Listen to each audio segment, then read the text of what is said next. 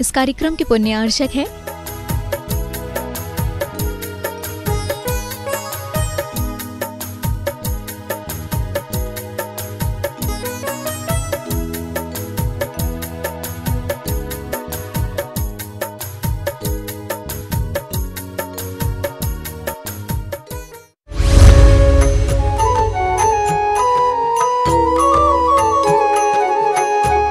कितनी 70 कोड़ा कोड़ी सागर। सागर तो समझ में आ गया भूल गए सागर तो ये सागर है। और 70 कोड़ा कोड़ी यानी करोड़ में करोड़ का गुणा, करोड़ में करोड़ का गुणा 70 कोड़ा कोड़ी। नोट, मोहिनी कर्म के दर्शन मोहिनी और चारित्र मोहिनी आदि 28 वेद पूर्व में किए गए हैं, उनकी ही क्रमशः उत्कृष्ट आदि स्थिति बतलाते हैं। अब देखो, हाँ, कर्म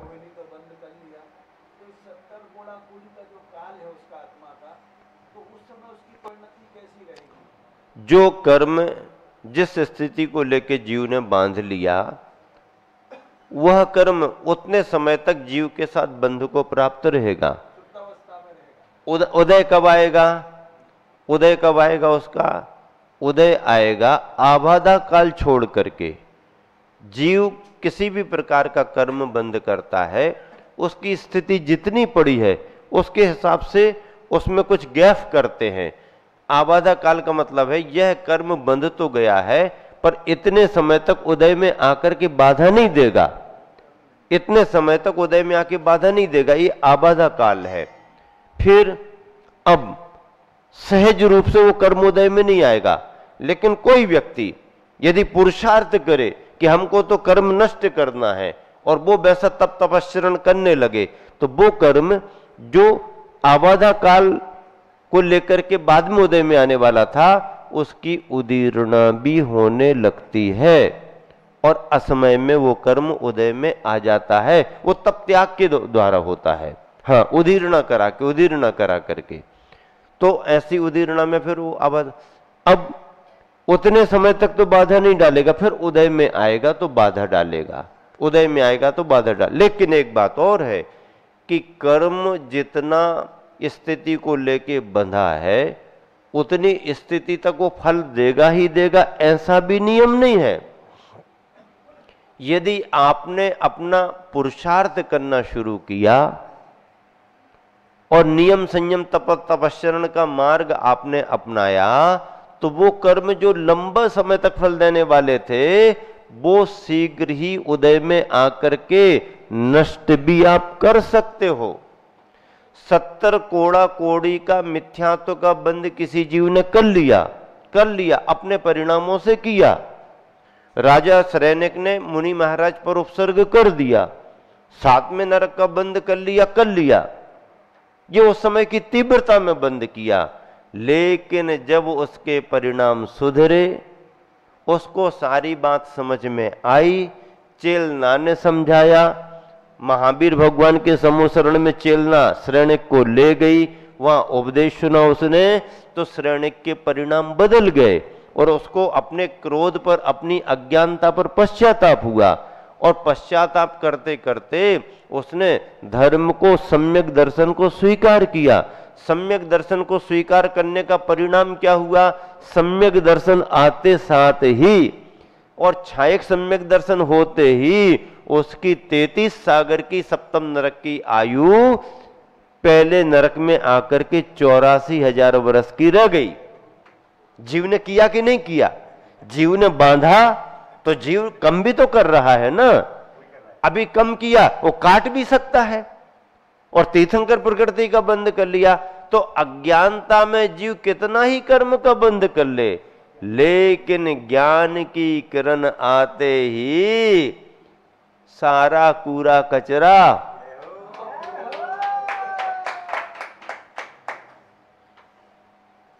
हम लोग देखते थे होली पर, पुराने समय में जब गांव में ज्यादा मनोरंजन के साधन नहीं होते, टीवी नहीं चलती, तो होली के पहले 20-25 दिन पहले से बच्चों को काम मिल जाता, इनकी लकड़ी निकालो, उनकी लकड़ी निकालो, ये लाओ, और बड़ा वो। अब बच्चे तो बाल बुद्धि के और गांव के वातावरण में सब जैन हिंदू सब ढले रहते, बड़ा ढेर लगाएंगे। लड़ाई झगड़ा भी होंगे तो बुरा न मानो होली है और उधम तो करना ही करना है। तो ये सब ढेर लगा दी, इतनी बड़ी, इतना बड़ा ढेर। अब इतना बड़ा ढेर, अब इतने बड़े ढेर को जलाने के लिए इतनी बड़ी अग्नि चाहिए क्या?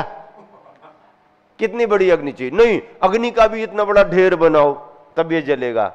नहीं, वो तो लकड़ी में थोड़ी सी जला के कुछ लगा के, और एक आदमी गांव का मुखिया जो आगे बढ़ा और उसने वहां पर जहां शुरू की, तो जहां अग्नि ने पकड़ बनाई, और देखते देखते देखते देखते लकड़ी लकड़ी तो लकड़ी लकड़ी तो क्या, बस केवल राख बची। क्या बची? राख बची। कुछ गीले बीले लक्कड़ ऐसे रहते जो जलते रहते, लेकिन सब राख हो गई। अब इतना बड़ा ढेर, राख कितनी सी रही? ये हो गया। इतने बड़े ढेर को जलाने के लिए इतनी बड़ी अग्नि चाहिए पड़ेगी क्या? नहीं, 70 कोड़ा कोड़ी सागर पर्यंत वाले मिथ्यात्व कर्म को नष्ट करने के लिए सम्यक दर्शन का एक परिणाम ही काफी है। सम्यक दर्शन का परिणाम पर्याप्त है, तुरंत खत्म, आगे का काम ही नहीं। क्यों? सम्यक दर्शन कैसे होता है? जिन बिंब के दर्शन करने से, जिन प्रतिमाओं की वीतरागता को देखने से, जिन प्रतिमाओं की वीतरागता पर विश्वास करने से, दिगंबर मुद्रा पर विश्वास करने से सम्यक दर्शन होता है। और आचार्यों ने लिखा कि 70 कोड़ा कोड़ी सागरों पंबाला मिथ्या तो भी तुम्हारे सम्यक दर्शन के परिणाम से छू मंतर। छू मंतर कहा? क्या छू मंतर? टिकना नहीं, चला जाएगा, क्षण में जाता है। हाँ, यदि सम्यक दर्शन का परिणाम है तो, अन्यथा आपको फिर उतने समय तक फल मिल सकता है। सम्यक दर्शन से जा सकता है। कचरे का ढेर है, लग गया लग गया, वो तो होली की गंदगी लग गई आगे आ गई, लेकिन सम्यक दर्शन की एक किरण आते ही सब अग्नि से स्वाहा हो जाएगा। होता है एक साथ रत्नत्रय कैसे होता है? एक साथ रत्न, इंद्रभूति को एक साथ रत्नत्रय नहीं हुआ तो नहीं हुआ, अज्ञानी थे, अहंकारी थे, समोसरण में नहीं पहुंचे तो एक साथ रत्नत्रय दीक्षा, और देखो गणधर बन गए। महावीर भगवान को उनकी जरूरत थी, हाँ, और हमें गणधर की जरूरत थी, हमारा काम बन गया।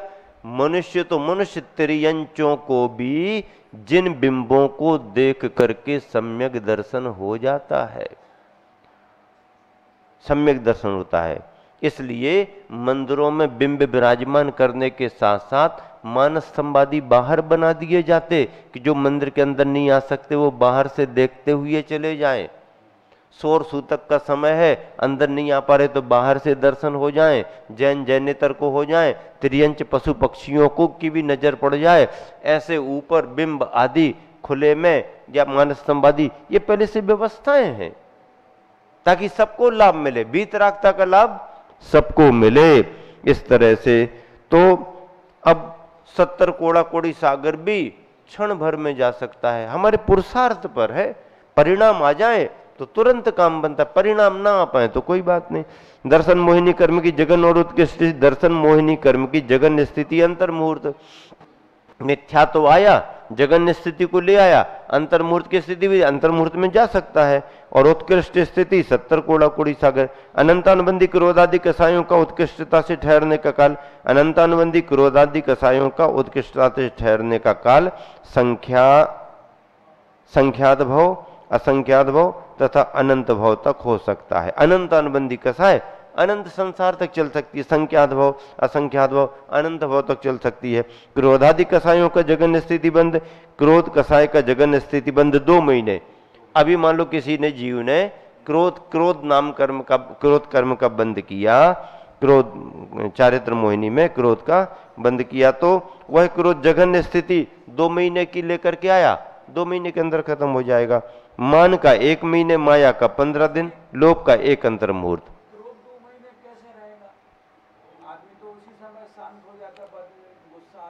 बंद किया, कोई कसाय का परिणाम करके क्रोध नामक चारित्र मोहिनी कसाय का बंद किया, तो उसने उसकी स्थिति जो क्रोध सत्ता में कर्म का बंद हो गया है वो 2 महीने तक ठहरेगा।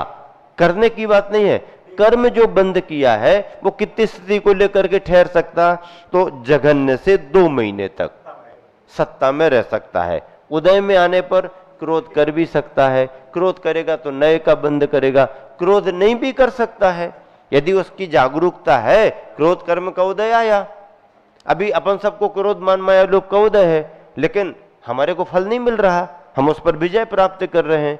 अभी आपको क्षुधा वेदनी कर्म का उदय, भूख का कर्म का उदय हमेशा चल रहा है, लेकिन आपको भूख नहीं लगी, आप इसमें उपयोग लगा हुआ है, आपका पुरुषार्थ चल रहा है। कर्म उदय में आते हैं, पर हम पूजा पाठ धर्म ध्यान स्वाध्याय माला फेरने में लगे रहे, तो कर्म उदय में आया, अपना फल दिया, पर हम उसकी चपेट में नहीं आ पाए क्योंकि पुरुषार्थ करे थे, कर्म निकल गया। और यदि हम उसी में गाफिल हो जाएं, उसी में लग जाए, कर्मोदय में आया भूख भोजन कर लो, कर्मोदय में लड़ाई झगड़ा में लग जाओ तो नए कर्म का बंद हो जाए, ऐसा है। तो इसलिए क्रोध का जघन्य स्थिति बंद 2 महीने, मान का 1 महीने, माया का 15 दिन, लोभ का 1 अंतर मुहूर्त प्रमाण जघन्य स्थिति बंद है। इतने में आएगा चला जाएगा। चारित्र मोहिनी कर्म का स्थिति बंद जघन्य उत्कृष्ट, चारित्र मोहिनी कर्म की जघन्य स्थिति अंतर मुहूर्त की, और उत्कृष्ट स्थिति 40 कोड़ा कोड़ी सागर की है। मिथ्यात्व को तो कहा 70 कोड़ा कोड़ी, और चारित्र मोहिनी में 40 कोड़ा कोड़ी सागर कहा। इस तरह से कर्मों की जघन्य और उत्कृष्ट स्थितियां हैं।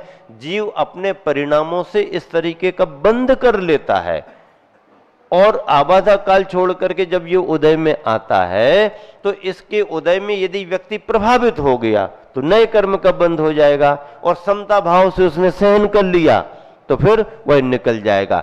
असंयम में चूंकि नियम संयम न होने के कारण वह इसकी चपेट में ज्यादा आ जाता है, क्योंकि अविरति असंयम है, और संयमी है तो उसके नियम मर्यादा होने से वो सावधान रहता है, तो उसका उदय तो आता है लेकिन फल के रूप में चपेट में नहीं आता है, या जितना संभल पाता है उतना वो निकल जाता है, नया कर्म का बंध नहीं होता है। इस तरह का एक कर्म का सिद्धांत है, इसको अच्छे से समझना चाहिए। और अभी अगला, नाम और गोत्र कर्म की उत्कृष्ट स्थिति, नाम गोत्र कर्म की उत्कृष्ट स्थिति। विंशतिर नाम गोत्रियो हो, विंशतिर नाम गोत्रियो हो।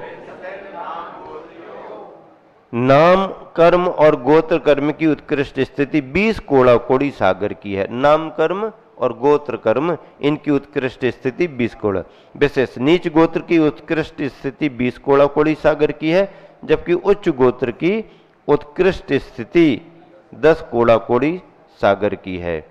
हाँ, इसमें नाम और गोत्र आ गया, तो इसमें नाम कर्म की उत्कृष्ट स्थिति तो 20 कोड़ा कोड़ी सागर है, लेकिन गोत्र कर्म में स्पष्टीकरण दिया है कि गोत्र कर्म में नीच गोत्र की उत्कृष्ट स्थिति 20 कोड़ा कोड़ी सागर ही रहेगी, जबकि उच्च गोत्र की 10 कोड़ा कोड़ी सागर। आयु कर्म की उत्कृष्ट 33 सागरोपमान्यायुषः,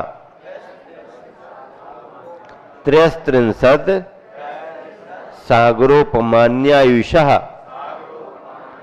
आयु कर्म की उत्कृष्ट स्थिति 33 सागर है। आयु कर्म जो बनते हैं ना चारों गतियों में, तो उत्कृष्ट आयु कर्म कितना रहता है? 33 सागर, जो नरक में 7वें नरक की स्थिति है।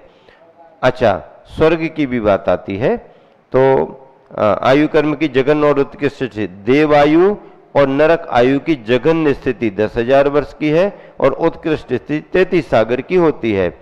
मतलब नरक और स्वर्ग में एक सी रहती है, जघन्य 10,000 वर्ष नरक स्वर्ग की, और उत्कृष्ट नरक स्वर्ग की 33 सागर।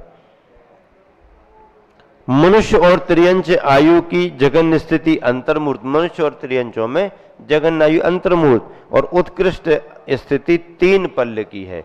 उत्कृष्ट आयु कितनी है? 3 पल्ले, जो भोग भूमि में चली जाती है।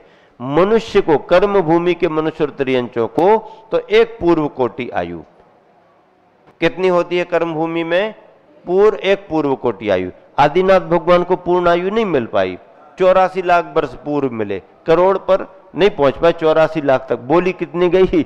84 लाख तक, एक पर नहीं पहुंची। एक पूर्व कोटि आयु कर्म भूमि के मनुष्य त्रियंच की उत्कृष्ट है, लेकिन आदिनाथ भगवान को 84 लाख वर्ष पूर्व की ही मिली, मतलब उनको भी उत्कृष्ट नहीं मिली, पर मिलती तो किसी को मिल भी सकती, मिलती होगी। तो ऐसा कर्म भूमि के मनुष्य त्रियंचों की वेदनी कर्म की जघन्य स्थिति, अपरा द्वादश मुहूर्ता वेदनीयस, वेदनीय कर्म की जघन्य स्थिति 12 मुहूर्त की है। मुहूर्त किसे कहते हैं? 2 घड़ी का एक मुहूर्त होता है, 2 घड़ी का एक मुहूर्त, 24 मिनट की एक घड़ी, अर्थात 48 मिनट का एक मुहूर्त। एक मुहूर्त कितना हो गया? 48 मिनट का एक मुहूर्त। तो नाम और गोत्र कर्म की जघन्य स्थिति 8 मुहूर्त, यानी 48 48 8, बस ये क्या है? जघन्य, जघन रूप में इतने समय तक रहेगा, उत्कृष्ट की स्थिति अलग रहेगी। शेष 5 कर्मों की जघन्य स्थिति, शेषाणा मंत्र मुहूर्ता, शेष में ज्ञानावरणी, दर्शनावरणी, मोहिनी, अंतरा आयु कर्म की जघन्य स्थिति। अब उत्कृष्ट तो पहले बता दिया, अब जघन्य स्थिति अंतर मुहूर्त की है। अंतर मुहूर्त किसे कहते हैं? 48 मिनट के मुहूर्त के अंदर अंदर के काल को अंतर मुहूर्त कहते हैं। नीचे से कहां से लें? ऊपर तो 48 मिनट के अंदर, नीचे आवली के ऊपर, और मुहूर्त के अंदर के काल को जघन्य, मध्यम, उत्कृष्ट, असंख्यात भेद कर लो अंतर मुहूर्त के, ये होते हैं। आवली किसे कहते हैं? कालखंड का सबसे छोटा हिस्सा समय कहलाता है। क्या कहलाता? समय। आपका मिनट सेकंड ये बहुत स्थूल है, साइंस वहां तक गया नहीं, विज्ञान ने कुछ नहीं पकड़ा, ये तो बहुत स्थूल है। मिनट का, सेकंड के भी 10 लाख करोड़ों भेद कर दिए, वो भी बहुत स्थूल है। मतलब कालखंड का सबसे छोटा हिस्सा समय कहलाता है। ऐसे असंख्यात समयों की एक आवली होती है। क्या? असंख्यात समयों की एक आवली। इस आवली के ऊपर और मुहूर्त के अंदर के जितने काल होते हैं उन सबको हम अंतर मुहूर्त कहते हैं। उसमें जघन्य, मध्यम, उत्कृष्ट कितना भी भेद कर लो। तो इस तरह से शेष 5 कर्मों की ज्ञानावरणी, दर्शनावरणी, मोहिनी, अंतरा आयु इनकी जघन्य स्थिति अंतर मुहूर्त है। इस तरह से स्थिति बंध का भी कथन हुआ। आगे की चर्चा फिर करेंगे। सभी को 8वें अध्याय का स्वाध्याय कराया जा रहा है, और ये 8वां अध्याय कर्मों के बंध का विषय बतलाने वाला है। कर्म बंध के रूप में, बंध कैसे कैसे होता है जीव को, आदि आदि। तो इस तरह से 8वें अध्याय के सूत्रों के माध्यम से आप तत्वार्थ सूत्र की व्याख्या सर्वार्थ सिद्धि टीका के आधार पर विशेष व्याख्या और परिभाषाओं के माध्यम से सुन रहे हैं। समय आपको होगा महावीर भगवान की।